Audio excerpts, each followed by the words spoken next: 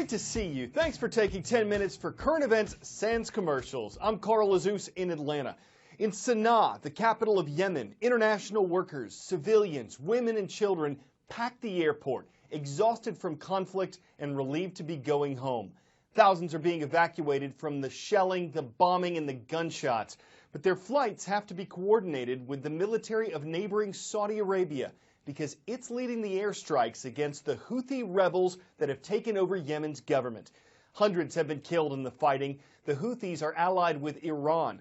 Saudi Arabia and other countries in the region want to kick out the rebels and reinstate Yemen's deposed president. The Saudis' firepower is immense. Saudi Arabia is the best funded armed force in the Gulf region, with training and operational ties to the US, UK and France. According to the Institute of Strategic Studies, in 2014, the country's defense expenditure was $80.8 billion. That's 10% of the country's GDP and the third largest defense budget in the world. Its military force is made up of 227,000 active members. The army has 75,000 troops, but its biggest ground force is the 100,000-strong National Guard, made up largely of tribal-based militia. The primary mission of this force is to protect the royal family from internal conflicts, but their involvement in the liberation of Kuwait in the 1990s showed that it can also be deployed as an external force when the security of the country is threatened. Saudi Arabia also boasts a 13,500-person navy and an air force of 20,000 people. The fleet comprises US-produced F-15 fighter planes, European-developed Tornadoes and Eurofighter Typhoons. The Saudi forces are also equipped with American-made AH-64 Apache helicopters, 315 M1A2 Abrams tanks, and it has recently invested heavily in anti-tank missiles. The Royal Saudi Strategic Missile Force has also seen heavy investment in recent years, equipped with Chinese-made DF-21s and DF-3 delivery systems, built to launch long-distance, high-explosive warheads. Of all the main players in the Gulf region, the Saudi military is considered to be the best armed, benefiting greatly from funds gained through the country's vast oil wealth. On yesterday's transcript page at CNNStudentNews.com, we heard from the Beaver State and the Green Mountain State. Ashland is a city in Oregon, and it's the home of the Cubs of Ashland Middle School. Good to see you. Colchester is a town in Vermont. It's where the Lakers dive in at Colchester High School. And from South Korea's second largest city, that's Busan, we welcome the students of Jungjeon Middle School. Is the U.S. economy stalling? It gained momentum in 2014 and had been growing by more than 200,000 jobs every month for a solid year. But the latest jobs report that came out for the month of March was a disappointment. It said the U.S. added 126,000 jobs when more than 240,000 were expected. The unemployment rate stayed the same at 5.5%. The Federal Reserve Bank of Atlanta forecasts that in the first quarter of 2015, the U.S. economy grew 0%. Analysts are waiting to see if the March jobs report is just a hiccup or a sign that the economy could be on the slide. Tornadoes are the most violent storms on Earth. Unlike the North Atlantic hurricane season, there are no dates that define tornado season in the U.S. Twisters can form at any time of the year. And forecasters aren't able to predict them as far in advance as hurricanes, though they can report when conditions are ripe for tornadoes. That usually happens in the spring and summer. AccuWeather.com is forecasting a round of severe storms this week in an area stretching from northeast Texas to Illinois. What causes them to spin off tornadoes? Tornadoes are so powerful they can flatten homes to their foundation. They can peel asphalt right off of a highway. And it can toss around 18-wheelers like they're small toys.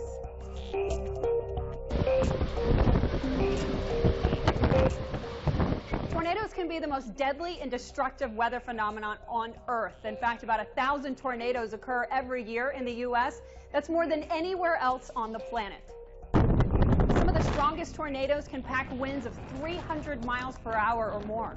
It can be as small as a couple hundred yards wide all the way to 2.5 miles wide, and their path of destruction can be a couple hundred yards or extend out 50 miles or more.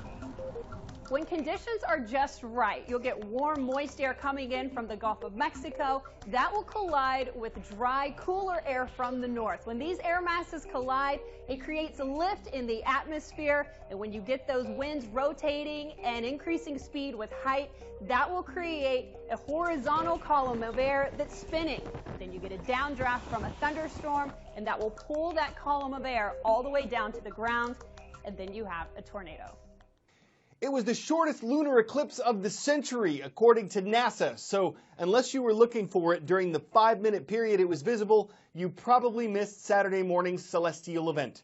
The sun, the earth, and the moon were lined up just right, with the earth in between, so that our planet's shadow covered the moon. It appeared to take on a burnt orange color, giving it the nickname Blood Moon. Scientists say the Earth's atmosphere filters out most of the blue light, causing the moon to appear red. The next blood moon is the fourth in a series of them. It's expected on September 28th. Time for the shout out. What part of the human brain is the largest? If you think you know it, shout it out. Is it the cerebrum, cerebellum, medulla, or brainstem? You've got 3 seconds. Go. If you are the cerebral type, you may already know that the cerebrum is the biggest part of the human brain. That's your answer, and that's your shout out. How we interpret touch, how we reason, how we learn, it's all believed to be determined by our cerebrum. And doctors say that what our brains encounter in the first 5 years we're alive can have this tremendous impact on how we learn later on. Research looking into babies' brain development shows one thing that can help is the element of surprise. Scientists believe babies are born with an innate knowledge about the world, the set of expectations about how the world works. What they don't fully understand yet is how babies will learn more. Well, there's some new research out there that was published in the journal Science that suggests babies learn best when they are surprised. For instance, when an object doesn't behave in a way the baby expects, then they're going to focus on that object and ultimately learn more about it. So in this series of experiments, researchers at Johns Hopkins University, they showed 11-month-old babies something surprising and also something predictable. One group of babies, for example, saw a ball like this roll down a ramp and get stopped by a wall. That was predictable. Another group saw that same ball roll down the ramp and then pass through the wall, as if by magic. That was unexpected. That was surprising. Or how about a toy train? A toy train is expected to roll on a table like this. But what if when it got to the end of the table, it just kept going? That would be surprising to the baby.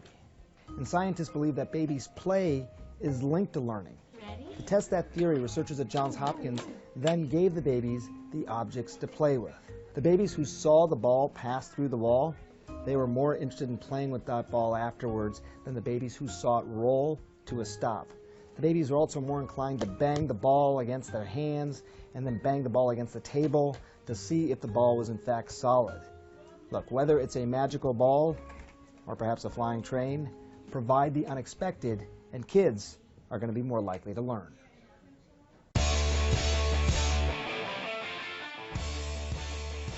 We wouldn't say this last video will make your skin crawl, but thanks to a series of photos taken by a professor at Yale University, we can see how a dragonfly sheds its own. First, it cracks its old skin and wiggles out, head first, upside down. Waits a while for its legs to dry, flips over, and pumps up its wings with air. Its abdomen stretches out, and then the insect spreads its wings and takes off, leaving the old skin behind. It takes about 10 hours. But thanks to that video, the time seems to dragonfly by, even if it looks like the insect's just winging it. Don't let our puns bug you. We try to change them out to keep them fresh, and we will have more for you tomorrow. I'm Carl Lazouz.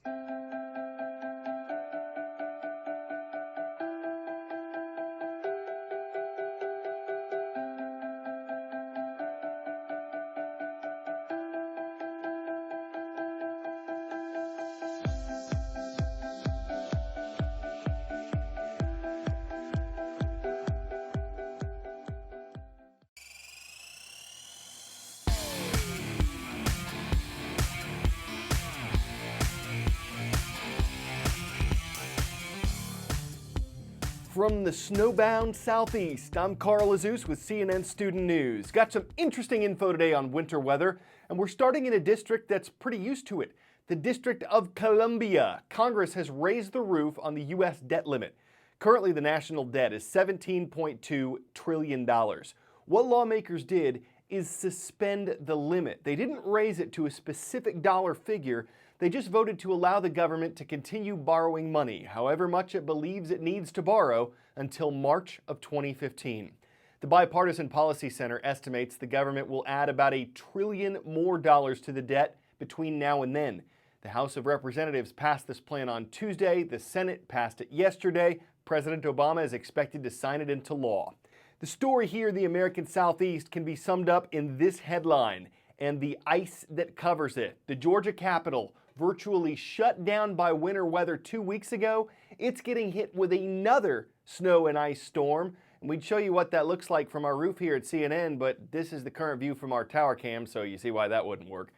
It's a relatively rare event for this part of the country. You can see the line of freezing precipitation curling up the eastern seaboard yesterday, expected to last through Thursday from the south to Maryland and Delaware. Atlanta was expecting 3 to 5 inches of accumulation. Charlotte, North Carolina, up to 10 inches. Parts of Virginia, 14 inches. Roads were closed. Schools and businesses were closed. Church and entertainment events canceled. Emergency workers were doing all they could to keep people safe, with winter advisories stretched over 22 states. We're not kidding. We're not just crying wolf. It is serious business. Weather-related incidents killed at least 5 people, including 3 in Texas and 2 in Mississippi. We are facing an icing event that is very unusual for the metropolitan region and the state of Georgia. Officials say once you get past a 1/4 inch of ice, power lines are in big trouble. We're talking about places seeing even upwards of an inch. And officials warn those power outages could be widespread. Look at that, it's like a ghost town in the entire city of Atlanta. Sleet, ice, and snow canceling thousands of flights. Get your batteries out, to get your flashlights out, to get your transistor radio out. Wherever you are, you need to plan on staying there for a while. One major danger here is ice. Part of the reason so many flights were canceled is because ice coats airplane wings, disrupting the way air flows over them, hindering their ability to fly. Pilots can't land on it, just like drivers without tire chains can't drive on it. Ice coats trees, weighing them down, and branches eventually break, taking out power lines as they fall. Almost 500,000 Americans were in the dark, many without heat yesterday. Utility companies said they expected more to lose power as precipitation continued. Some folks ask why we don't bury power lines to get them out of the way.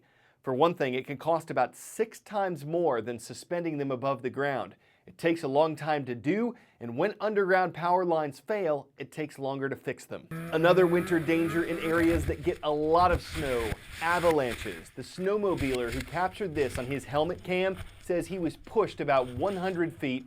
He made it out okay. When officials know that conditions are ripe for an avalanche, one way they can deal with it is by setting off explosives, causing an intended controlled avalanche. But they can't keep tabs on every mountainside people will visit. And 6 people have recently been killed in avalanches in Colorado, Oregon, and Utah. In the backcountry, remote areas where skiers, snowboarders, and snowmobilers enjoy untouched powder, the snow isn't groomed. It may not be monitored. The danger is higher, so the need for emergency equipment is higher. A backcountry ski outing in Switzerland that is about to turn into a horrifying experience. Christopher Carlson, who was wearing a helmet cam, came very close to documenting his own death. It's an avalanche. He is buried about 5 feet under the snow, unable to move. Carlson is hoping the skiers he was with find him before he suffocates. And they do. He's a very lucky man. On the average in the U.S., 28 people die each year from avalanches, often with hundreds of tons of snow plummeting down the mountain. I ski at Colorado's Copper Mountain with one of the top avalanche experts in the United States. How are the conditions? Good for skiing. Ethan Green is the director of the Colorado Avalanche Information Center. His state agency's responsibility, in part, to forecast the probability of avalanches. This is Mayflower Gulch. And he takes me away from the resort and into the backcountry, where most avalanches occur, to learn about the 3 essentials for backcountry skiers. Beacon probe shovel. Beacon probe shovel. That's right. Those are the 3 things you have to have with you. That's right. The beacon. We all put on one of these and turn them on so they're transmitting. They're sending out a signal. And then later in the day, if you get buried in an avalanche, I'll be able to set mine to receive, pick up your signal, and locate you. The probe and the shovel. Yeah. This is a 3-meter probe pole. So what this allows me to do is once I get your general location with the beacon, I can pinpoint you with this probe and then use the shovel to dig down to the tip. There is also this 4th item that can keep you above the rampaging snow threatening to bury you. The airbag pack.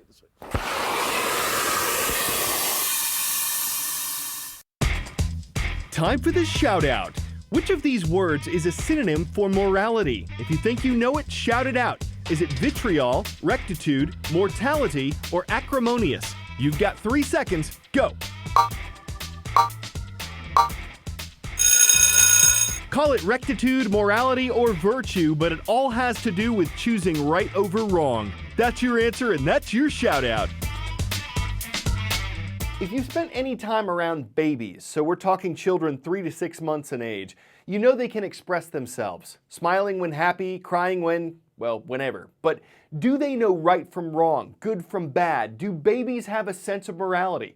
A scientist at Yale University says psychologists have long felt that babies knew nothing in that area. One study is changing that, but there's a caveat. These babies at Yale University's Infant Cognition Center are here to watch a puppet show. A show designed to illustrate examples of good and bad behavior. Watch as this puppet struggles to open a box.